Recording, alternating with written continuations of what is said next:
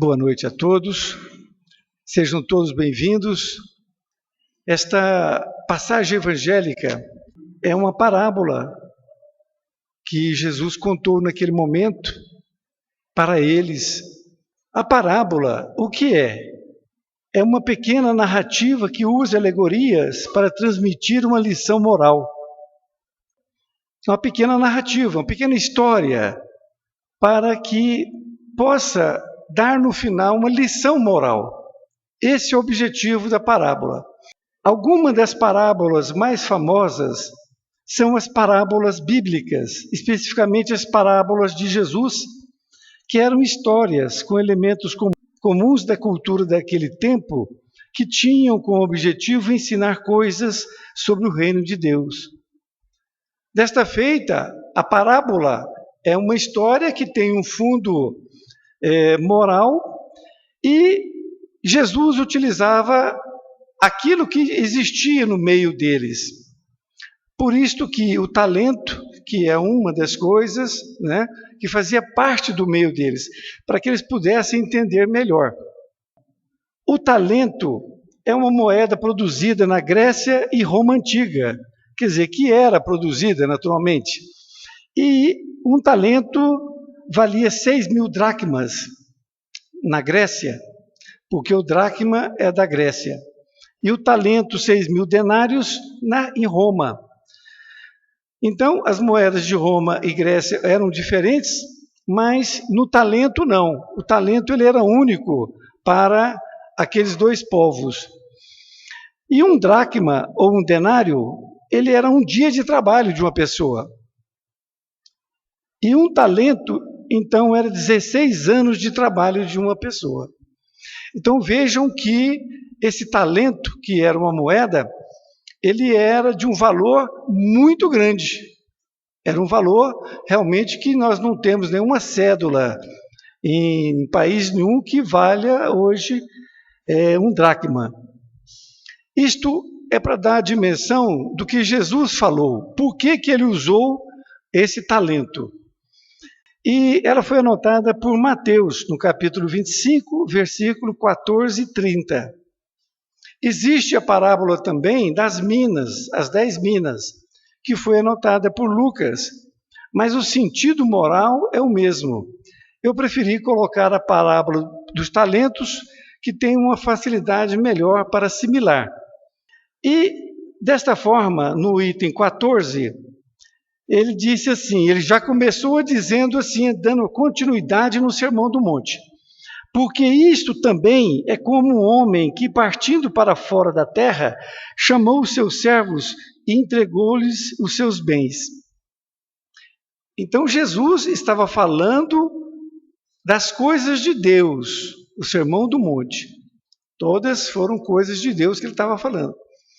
E por isto que ele disse que era assim também, como um homem que foi partir, um homem rico, e ele entregou os seus bens para 3 pessoas, para que eles pudessem administrar seus bens. Então vejam que ele faz um paralelo entre as coisas de Deus e as coisas da terra. E a um deu 5 talentos, e a outro 2, e a outro 1. A cada um segundo a sua capacidade. E ausentou-se para longe. Aqui é muito importante nós frisarmos essa frase, a cada um segundo a sua capacidade.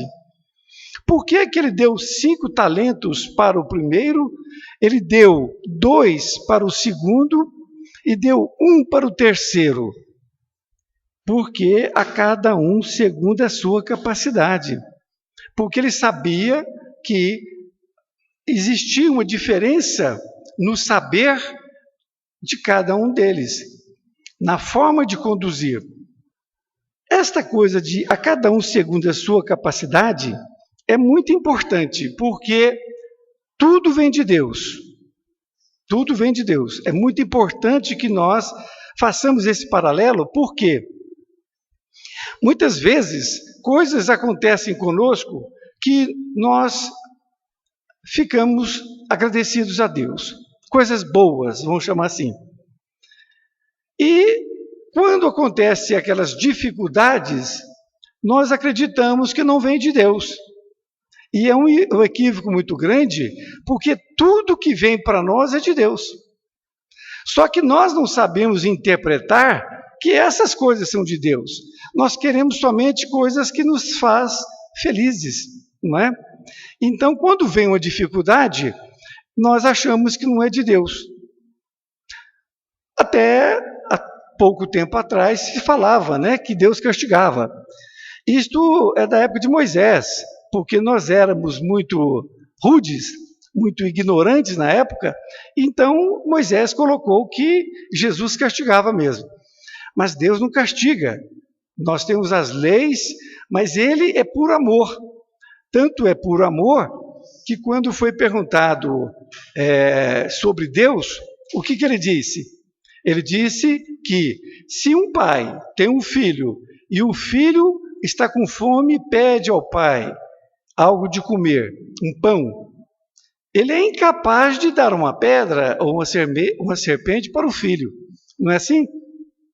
E é aí que ele faz a comparação, que se nós, pai, nós não temos a capacidade de dar uma pedra para um filho que está com fome, quanto mais o nosso pai que está no céu. Não é assim? Ou seja, nós estamos aqui num patamar, Deus está no infinito, em termos de amor. O nosso amor é desse tamanhozinho. O amor de Deus é o infinito. Então, tudo que vem de Deus é bom e tudo que vem é de Deus. Não é de ninguém. É nós que temos que saber interpretar. Por isto, a cada um segundo a sua capacidade e, naturalmente, as suas obras. Aqui tem um desenho mostrando, então, o Senhor com seus 3 servos, e ali embaixo, 1 talento para um, 2 para outro e 5 para outro. E este senhor, então, ele viajou. Naturalmente, passou-se muito tempo, porque era distante para onde ele ia, e quando ele voltou, ele pediu contas, o que era natural, porque ele deixou essa riqueza com eles, que era uma fortuna, para que eles pudessem render com ela, não é isso? E quando ele voltou, aquele que tinha, o primeiro tinha recebido 5 talentos, ele duplicou. Ele ganhou mais 5 talentos, negociando. O segundo, da mesma forma, com os 2 talentos, ele ganhou mais 2 talentos. E o terceiro, ele não alterou, ele pegou o talento e enterrou. E quando o seu senhor veio, ele devolveu o talento. E disse para o seu senhor que ele tinha medo do seu senhor e, portanto, ele enterrou. Na verdade, quando se fala em medo, o Senhor disse que ele era um mau servo, porque ele podia ter pego esse dinheiro e colocado no banco, que pelo menos ele receberia os juros desse dinheiro. E ele mandou pegar o talento dele, desse terceiro, e dar para o primeiro, que tinha mais talentos. Com isto, nós observamos que Deus, quanto mais nós trabalhamos na obra de Deus, mais nós recebemos. Mas o outro não tinha nada, continuou sem nada. É isto que nós temos que entender a lógica de Deus. Deus não dá pérolas aos porcos. Ele dá pérolas para quem vai multiplicar suas pérolas. O seu Senhor lhe disse: bem-estar, servo bom e fiel. Ele disse isso para os 2 primeiros que multiplicaram o dinheiro. Sobre o pouco foste fiel, sobre o muito te colocarei. Entra no gozo do teu Senhor. Então, nos 2 que trabalharam, que multiplicaram, eles vão receber mais ainda a responsabilidade e a ajuda de Deus. É isso que nós temos que entender. Quanto mais nós fazemos, mais os bons espíritos nos ajudam e mais Deus estará nos colocando afazeres para continuar a obra dele. Porque Deus não trabalha sozinho, trabalha com os bons espíritos, e os bons espíritos também não trabalham sozinhos, trabalham conosco, espíritos encarnados. Nós é que ajudamos a fazer a obra de Deus. Isso nós temos que ter essa ideia também, de que todos nós temos aqui uma missão. Aqui está então, quando ele mandou tirar o talento e dar para aquele que tinha mais. E é exatamente assim que acontece, embora a gente ache que Deus está sendo injusto. Mas Deus não está sendo injusto. Comparando a parábola com os dias atuais, vamos fazer uma comparação. Uma grande empresa possui 3 fábricas. Suponhamos que tenha aqui uma grande fábrica em Uberlândia, proporcional ao tamanho da cidade. A outra vai para Uberaba, uma outra fábrica, e a outra para Araguari. O presidente dessa empresa, ele vai nomear 3 diretores. E ele nomeia 3 diretores de acordo com a capacidade de cada um. Ou seja, para a empresa que vai fabricar aqui em Uberlândia, ele pegou aquele que era melhor, que estava mais bem preparado para dirigir a empresa. Em Uberaba, ele colocou aquele que vinha depois, em termos de preparo.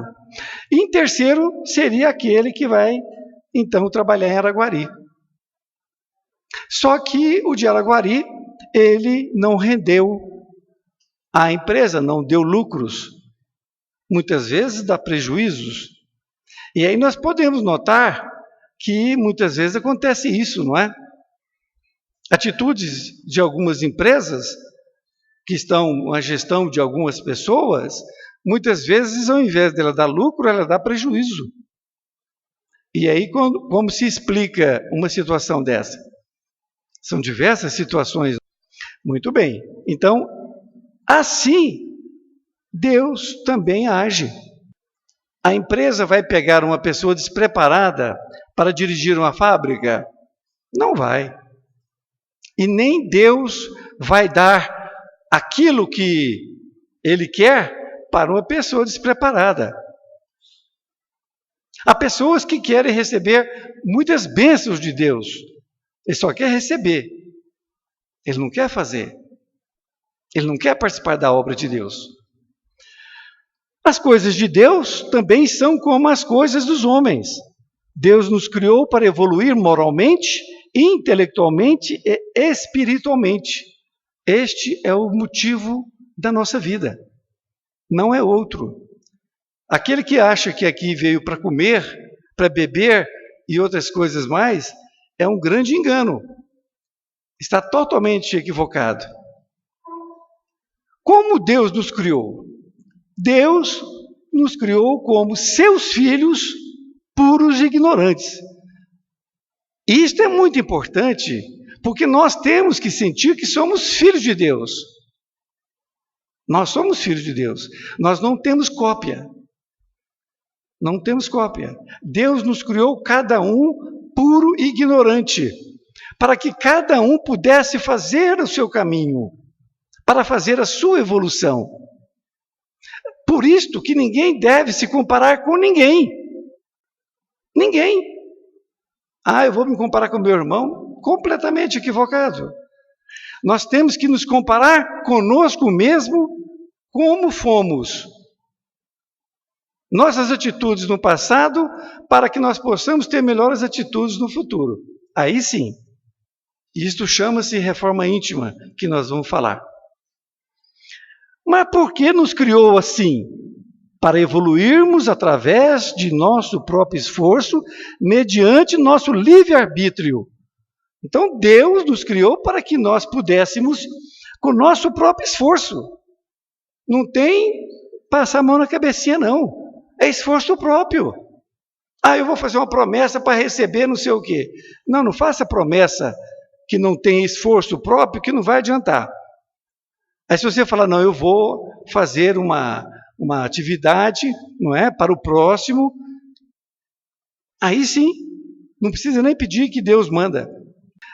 mediante nosso livre-arbítrio.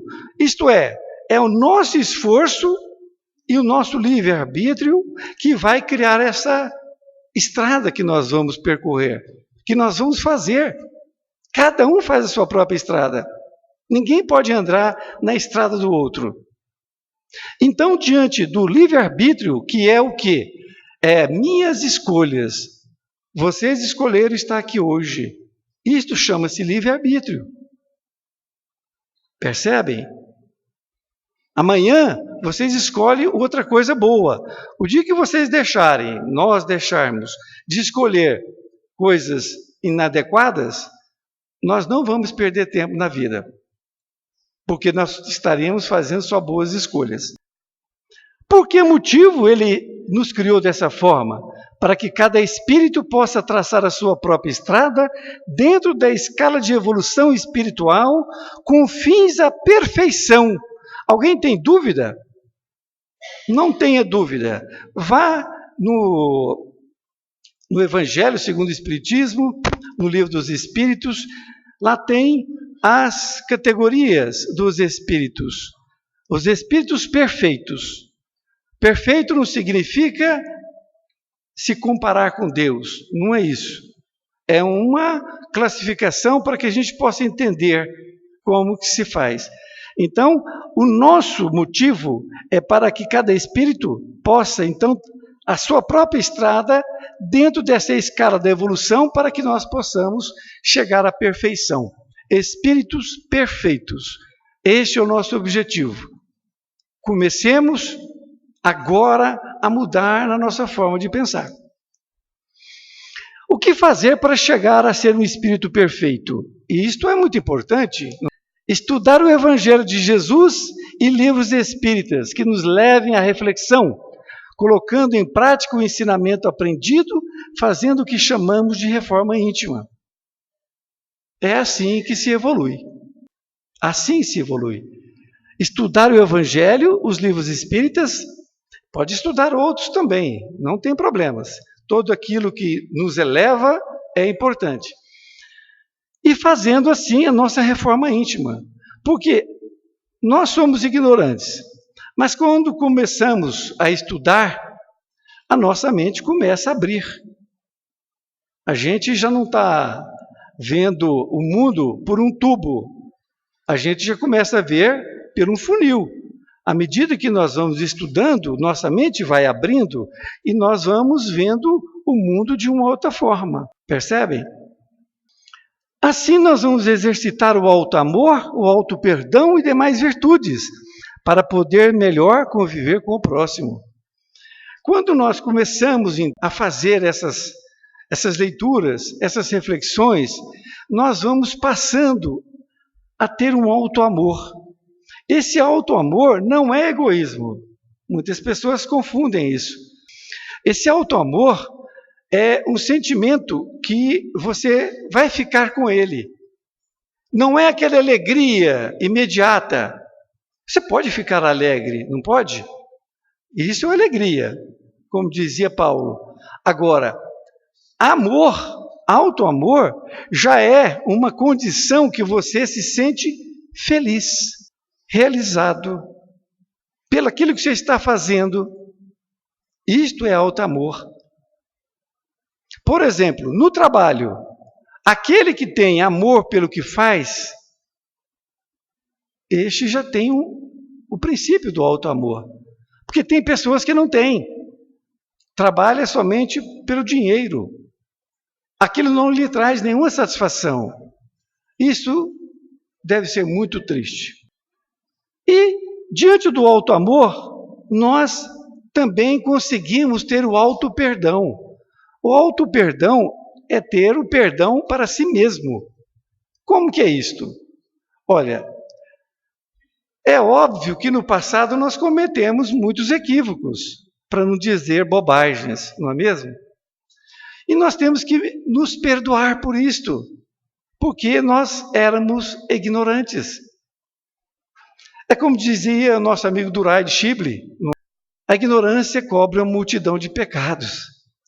E assim, nós, enquadrados nessa lógica, nós temos que nos perdoar.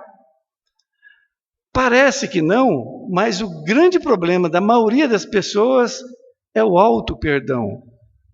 E para ter auto-perdão tem que primeiro ter auto-amor, porque senão não tem auto-perdão. E também para melhor conviver com o próximo. Porque como você vai dar amor se você não tem amor próprio? Não dá. Como que você vai perdoar o outro se você não se auto-perdoa? Vale aquela máxima que nós só damos o que temos, nem mais, nem menos. Se você me pedir $10.000, eu não tenho $10.000. Como que eu vou te dar $10.000? É simples assim. Você só dá o que tem. E dá de graça, não é assim?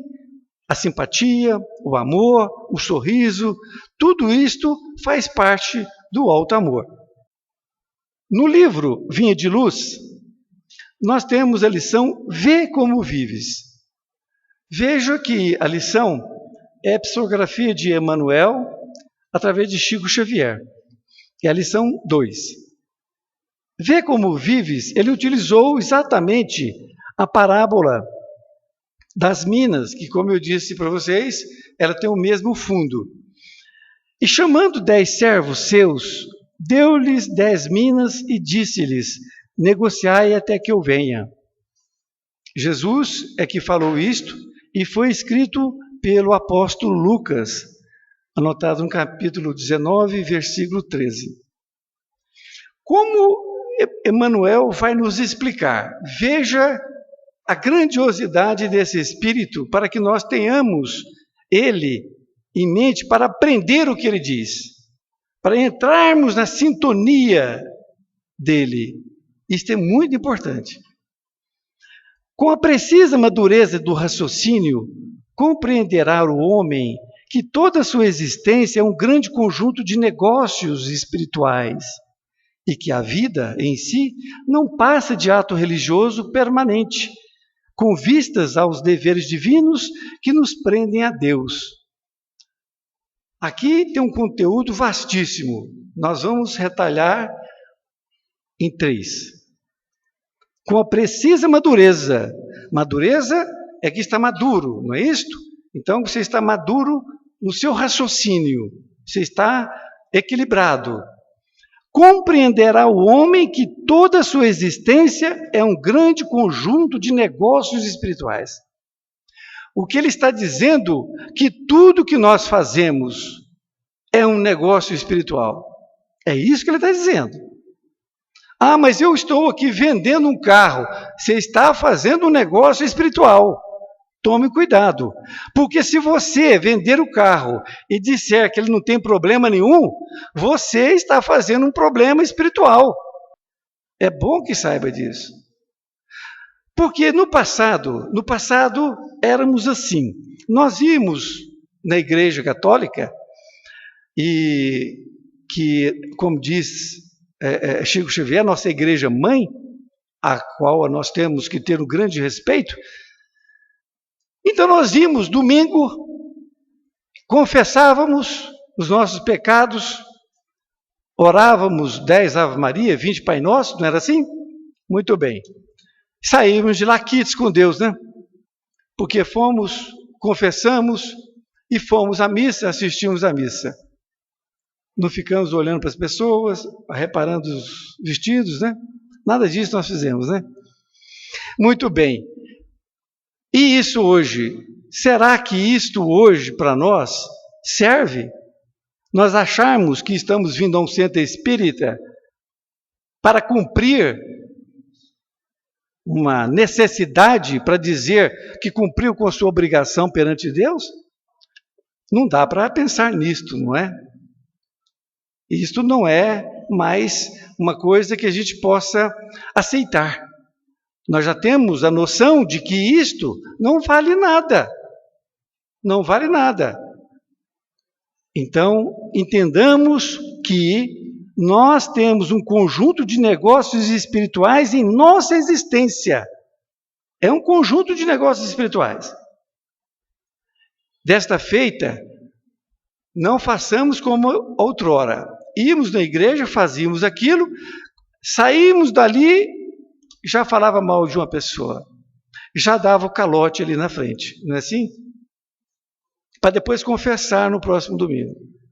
Então, Emmanuel está dizendo que tudo é negócio espiritual. Seja comercial, seja de relacionamento com amigo ou com familiar. E que a vida em si não passa de um ato religioso permanente. Isto são palavras pesadas. Então, a nossa vida é um ato religioso.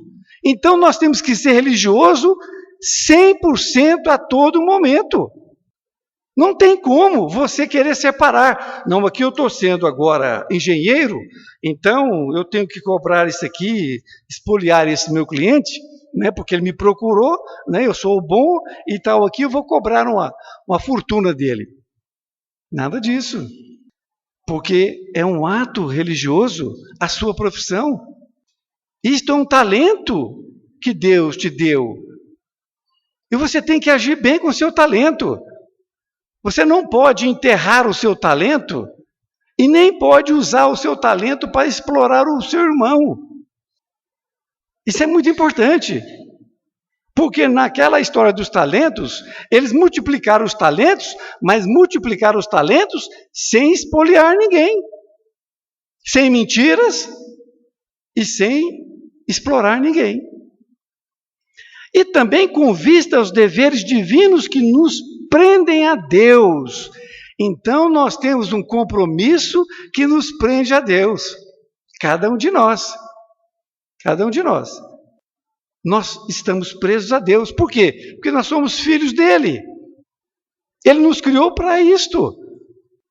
Por enquanto, o mundo apenas exige testemunhos de fé das pessoas indicadas por detentoras de mandato essencialmente religioso.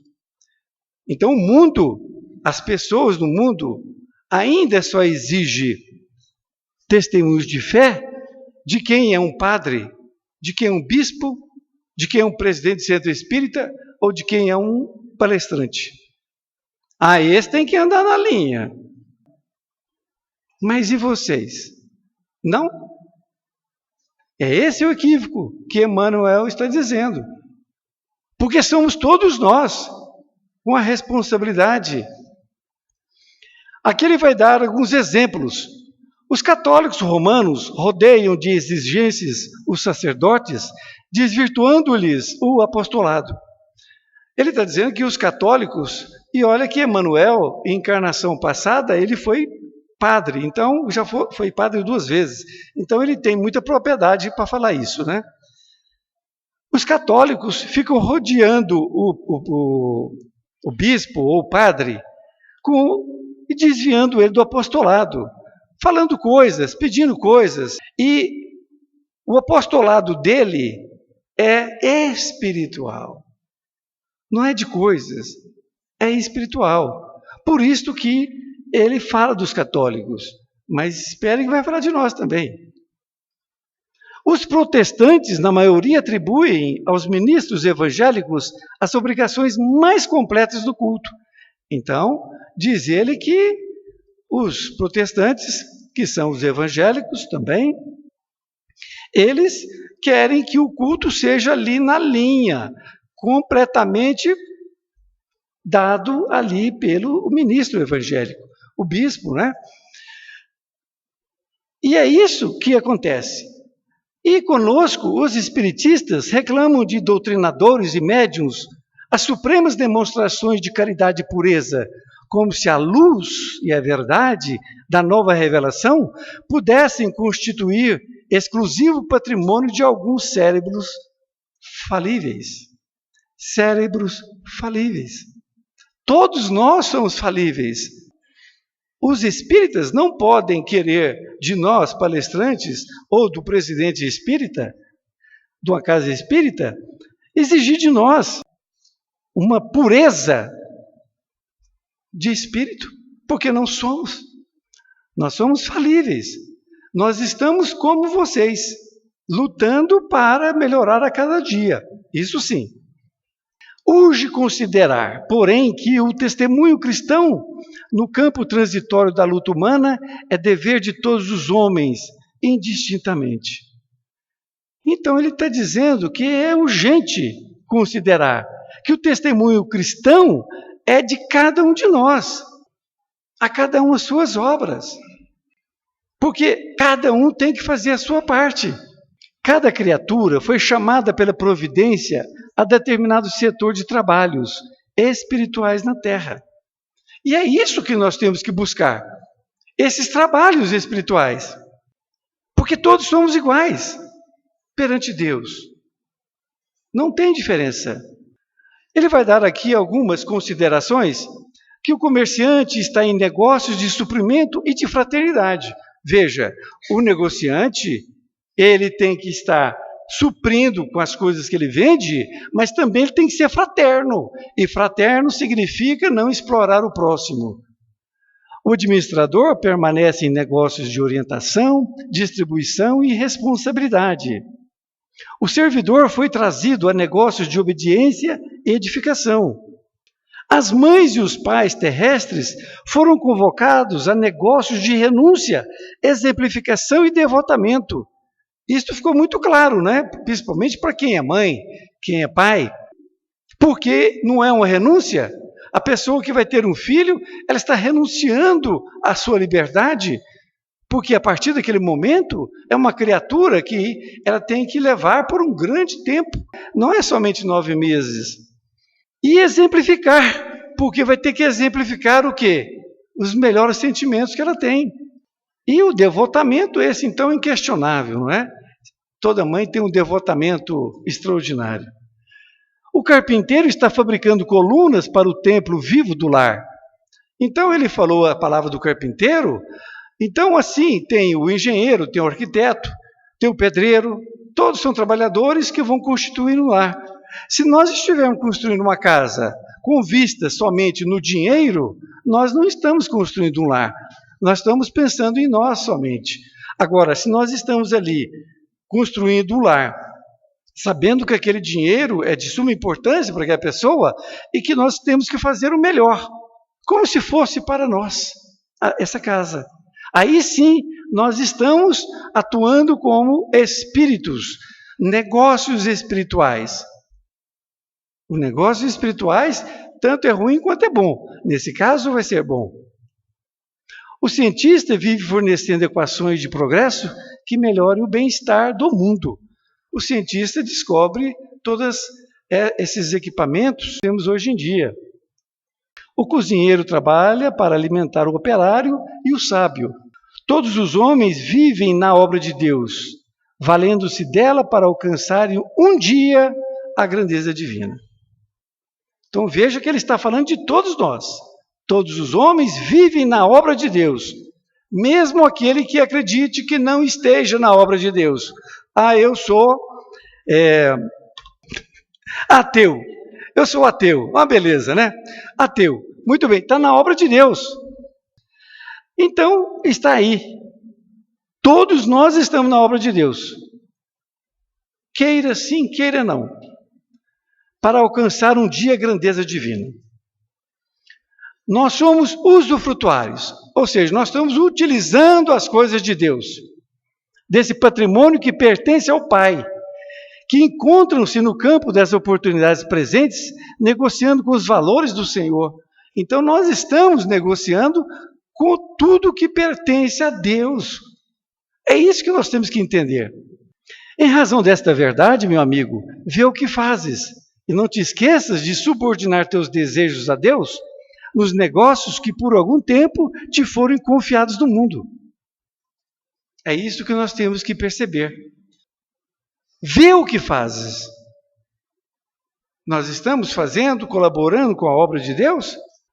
Esta lição é uma lição maravilhosa, que depois vocês podem buscar na internet, que vocês vão achar, ou nos livros, naturalmente. E, em resumo, o que vocês podem levar? Que Deus é Pai, que cada um de nós tem um talento, ou mais de um talento, que Deus nos ofertou, para que aqui nós possamos frutificá-lo. e que todo pensamento, toda palavra nossa, toda ação nossa é um negócio espiritual. Então leve consigo esse resumo, que é nós entendermos que nós somos filhos de Deus, que Deus nos colocou para que nós possamos ajudar na sua obra. Sim, ajudar na sua obra, porque Ele precisa de nós, para que nós possamos cada vez mais evoluirmos e ajudarmos uns aos outros. Muito obrigado por ter me ouvido.